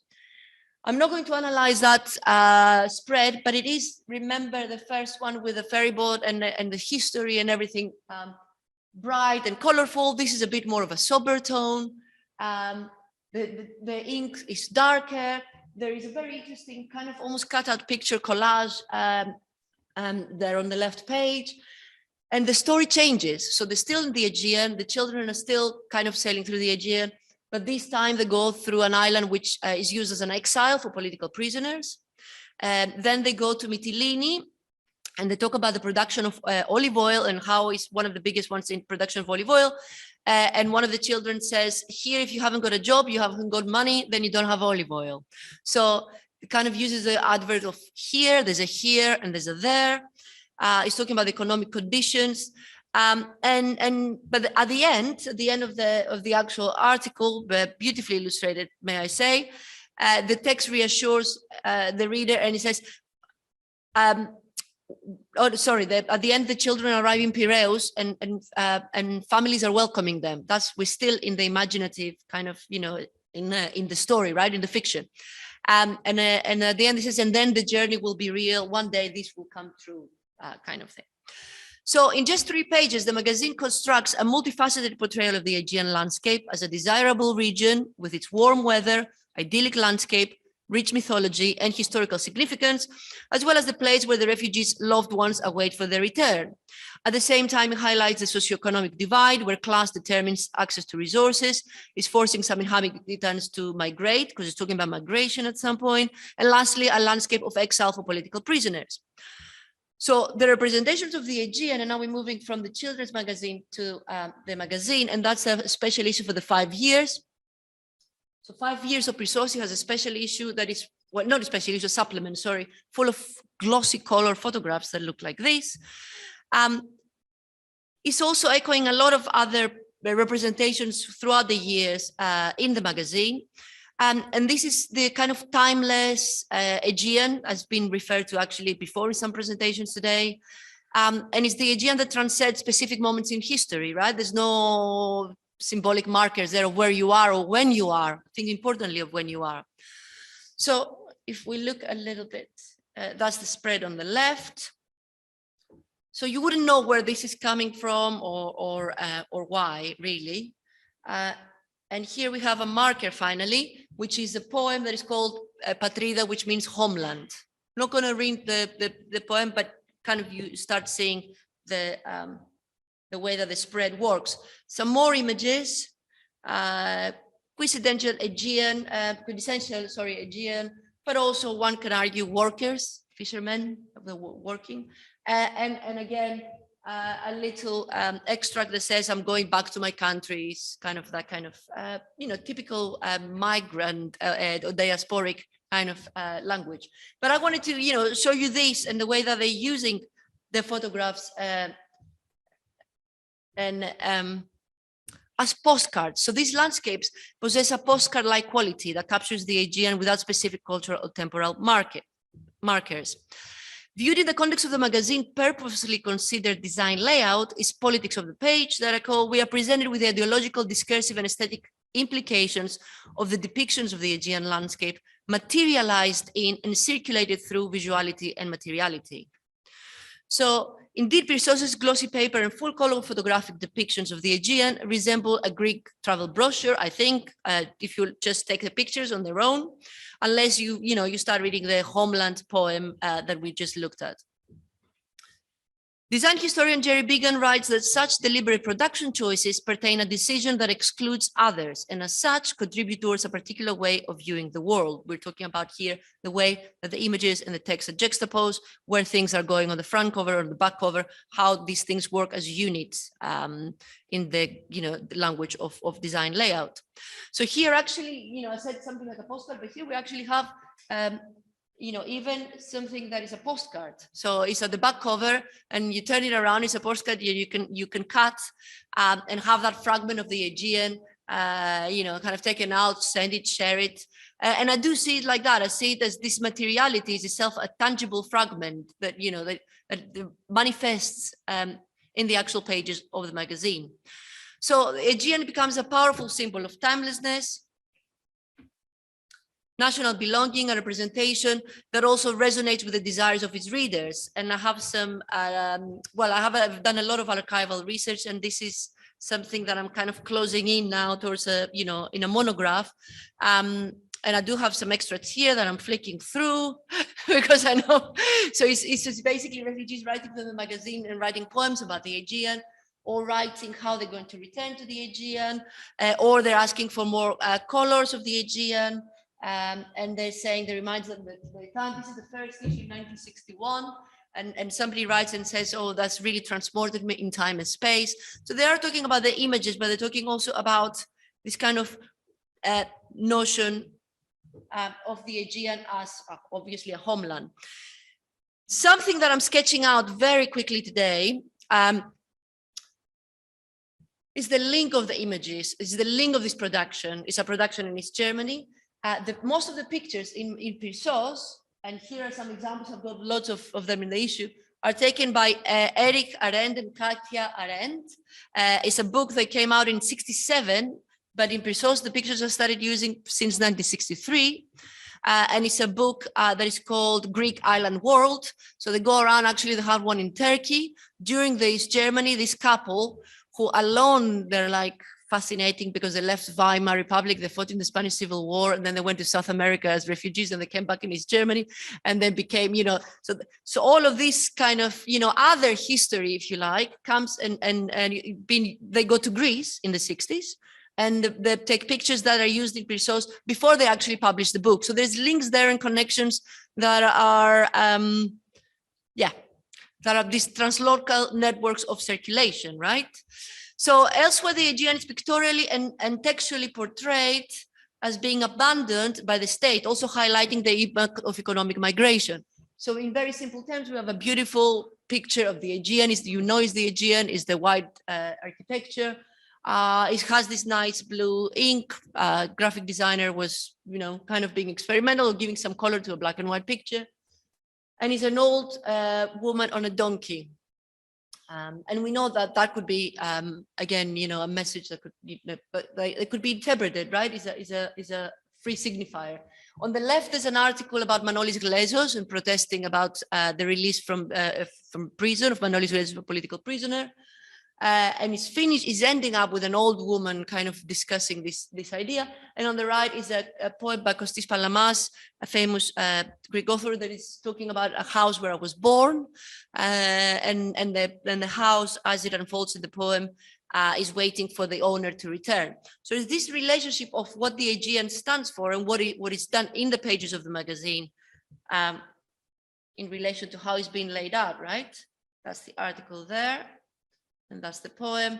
And that's Idra. We looked at Idra a little bit earlier.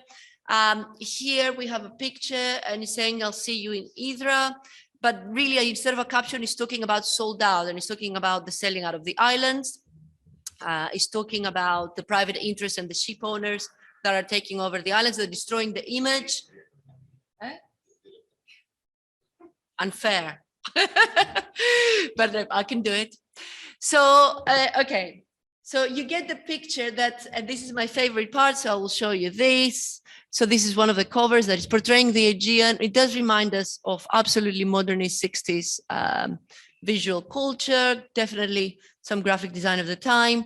I even got this poster here because I think we should keep on seeing it. But you can see that there's a relationship there. Actually, such much more avant-garde in many ways, and that's in the cover of Prissos.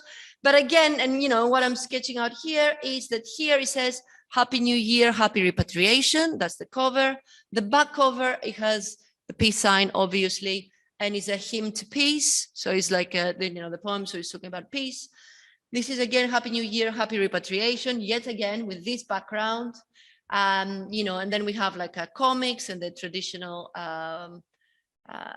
And here is about the Labrakis protest in 1963, peace protest. So it's a very different, kind of way of looking at the modernist, abstract, bold colors, graphics, vibrant, streamlined shapes, and then they kind of be given a specific context. This is the last one of 1967. According to me, I've got 3 minutes. And in 1967, and it's the first issue after the dictatorship of the colonels.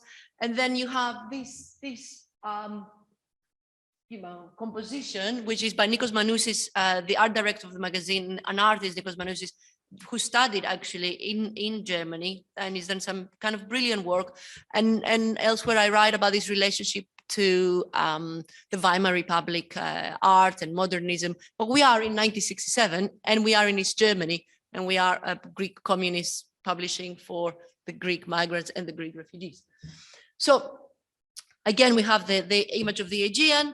And then underneath is a poem by folklore communist poet Fotis Agoules that describes an island that calls the poet closer, only to remind him of his broken wings. So we have this kind of dialectic, dare I say. In conclusion, and I'm really concluding, Prissos magazine mobilized the symbolic power of the Aegean landscape to project messages of resistance, of peace, of hope for repatriation, to reclaim Greek history and the notion of its displaced, the nation, for its displaced readers. is depiction of the Aegean operated as a visual and a material space. And that's the bit that I'm interested in beyond, everything. I'm very interested in how the images live, where they are, what are they sitting next to, what they construct as a composition, design layout as a constructed space, essentially. And a place of lived and open mnemonic experiences for the readers. So yes, here I'm interested about the polyphony of depictions that are not only conceptual, ideological, national, but visual. They're articulated materially on the pages and the format of the magazine. They're enclosed between the glossy front and back covers that both wrap around the material content and contained it as a cultural product. They lay the magazine's choices, its paper stock and binding and the printing processes and size, as well as the form and the content of the picture published. Supplements, the postcards, all of these are choices, is what I'm trying to argue, what I'm super fast trying to unfold. There are modes that operate cognitively and physically also, not just visually in terms of the semiotic reading of the signs. So a scene discovers fragments of visual and textual aesthetics and ideas, such as those of tradition and modernity, freedom and imprisonment, past and present, were juxtaposed on the magazine layout to form a new image and to demand a new interpretation. They are kind of being called to synthesize into something else, right? But also read elsewhere is a way of learning to read, is a way of reading for the readership of Prissos. So its production speaks to many things, can among them, and I haven't shown all of them here, is the claims of the displaced population and the notion of belonging within a Cold War, obviously, transnational movement of ideas, materials, aesthetics, and people, materialized in and circulated through illustrated magazines. So this is the medium also that I'm looking at comparatively, looked at in Western magazines with Greek magazines of the period, and of course East German and former socialist, of what happens with our magazine as a medium of constructing politics through its aesthetics, through its design layout, through its materiality. So the case of Prissos' depiction of the Aegean landscape presents us with an understanding of how design intersects with claims of national belonging that require us to examine hegemonic images of nationhood. Thank you very much.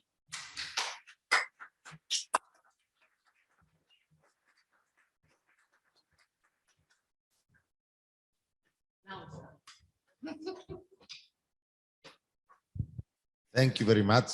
Questions, comments?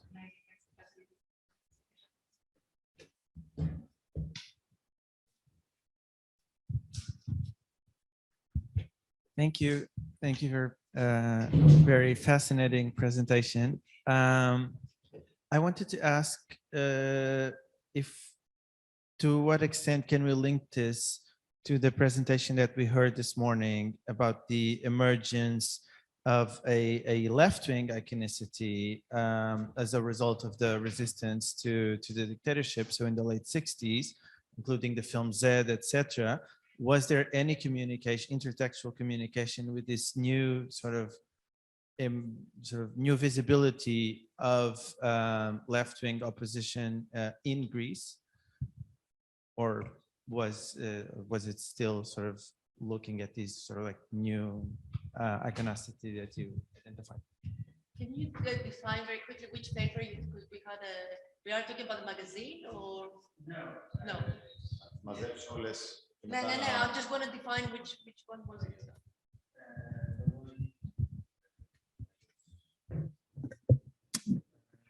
Oh, I see. Yes, yes. You know what you mean, the presentation. Yeah. Yes. Thank you.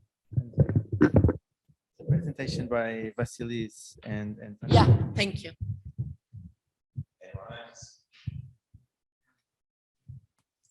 Just make a comment for all the presentations that have images in common. Just to say a wonderful presentation and the discussion on the graphic design and the layout and everything. If you would like to draw your attention on the connotative messages of images and the connotative structure of graphic design, which in all cases either is masculinity or is connections with Greekness and Yugoslavia, or in the other paper that had to do with homoerotic representations. What I'm commenting is that there are connotative messages in the images that can contribute qualitatively and very in a very advantageous way to the notions that you are dealing with. For example, nostalgia, stereotypes, patriotism, nationhood, and all these ideologies. If you want to consider that, thank you.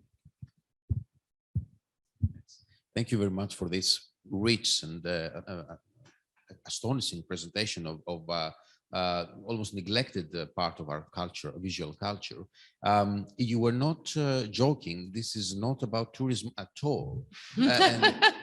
And also, Pissos was not about tourism at all when at the height of Greece's tourism programs. And my question is this: all these images that refer back to an Aegean that belongs to the islanders and only the islanders, and the tourists, international and domestic, are absolutely absent. They are also absent from the Communist Party's ideology. Isn't there a blind spot in the ideology of the Communist Party about tourism in general, both domestic and I mean, have you expanded your research to that direction, whether the Communist Party of Greece has something to say about mass tourism in Greece?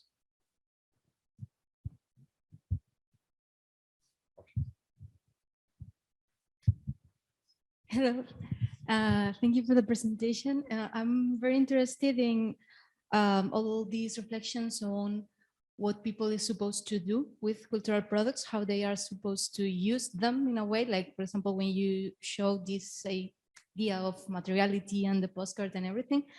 And I wanted to ask if you have any idea, because it really interests me, it is really interesting for me, any idea of how to check what people actually did with these things, like whether or not they took the postcard and everything. Like, have you thought about maybe interviews, or is there any kind of archive or something? Because I think this is very interesting for me at least. Thank you. Thank you. No, just a huge comment on my part. One of the very interesting aspects of your report, that especially in the paper, is this idea that somehow you have in Pissos a sort of criticism. So there is a tourism there. You have a sort of criticism against commercialization, which is done through a language that is being that draws upon the 30th generation, which is in itself was a moment of the construction of touristic Greece. So this is very interesting. But however, in the 60s, the left has some different and ambiguous relations with the with tourism. That here was critical in an abstract way against specific projects, the golf project, and all this stuff. And at the same time, and you should check out the work of, for example, of someone in the Department of History here, Mr. Rethymno. He talks about how EDA on a local municipal level uses tourism as a way to construct wider political alliances for the municipal elections. But at the same time, and this is what I missed, and I would like your comment on that, obviously, this is not something just about the Greek left. This is something that should communicate with rising notions of leisure that are produced throughout the Eastern Bloc. So in what degree do you see those new ideas about leisure time that are being produced, especially after the 60s in the Eastern Bloc, being represented in those images in Pissos? And in any case, you know, how would the socialist tourism Greek island landscape would look like? Okay. I don't know if I'm going to do justice to your questions. And then Kokwe at the time were under the same policies or whatever. It was exactly the same. I was going through the central committees to find its manifestation in different ways through the publication. So that was the same. I do write about the 30s and the way that they are talking about the Aegean in the magazine. what else I write about, and this is maybe a different way of looking at tourism, because it's not tourism as such, but it is this idea of the magazine going to places that they cannot. So they are not allowed to repatriate until officially 1982. So that's quite a big kind of chunk of what the magazine as an object does. And that's also, that then relates to this, translocal network, right? Of where the magazine finds its place in Brazil. I never know. And not as a tourist, but as an object that travels, where the owners will not. I don't know what the cookware does in tourism. I haven't had an order on that one. So I really, I don't know. I have, in terms of the tourism is a new. I've only just started looking at tourism, so that's what I said. It's definitely not about tourism, but it is about this notion of what the Aegean is. And I find it interesting that a lot of the brochures that we see throughout the years, maybe some adverts, they're showing some of the same pictures. I think that is a context in terms of how it's shown and what it represents. So go back to who is question. I don't know how to relate it to that paper, but the way that I can do is only as a mirror image, right? So we're talking about or Panagiotis and Panagis and Vasilis, we're talking about left the Z as authenticity and maybe somewhere to promote Greece at the time. And we are looking here of images that, if you look at them without being able to read Greek, or some of them are quite nationalistic stroke, you would think, they're absolutely from, I don't know, very right wing, or even beyond kind of magazine. Very much of, especially something like the first, not the modernists, but more the girls under the sun and this kind of folklorization. So they are using exactly the same side. So that's what I'm kind of saying, they're claiming this. So in a way, it's almost like Taramolinos, looking into Europe to contextualize your position, but you're looking into reclaiming it for yourself by saying these don't belong to you in a way. They are mine. And the way that they are mine is that I can unsettle the signs or unsettle the materiality by communizing them, was the word is, or by unsettling, whatever they are depicting. And so the notions of leisure, I have conducted interviews, 2012 were the biggest months because people have started leaving. A lot of them they were read. I actually have copies of these. They weren't being cut. They were quite precious. If you look at a lot of material, that's what I'm kind of insisting, because this actually changes the way of what being depicted. There's a lot of photography studies. We're talking about film studies. We're talking about reading. But where we are talking about an object that you're holding and you have, a certain relationship of reading and what happens there. When you have a glossy magazine and everything that you've touched up until now is a very thin, cheap paper, there is a different value to that object. So the person, one of the person who has actually donated some of them for my research, had notes, and he's done a couple of the crosswords, but some of them he had copied. It's a precious thing, and it's not because of the value. It's the value of whatever it stands for, I suppose, symbolically of the homeland, but also because it is an actual product that is high quality production. There were a lot of holidays paid, not to Greece. So there's a lot of, if we are looking at if we're looking at the refugees tourism, there is actually, that would be a nice article. I do have some material on that one.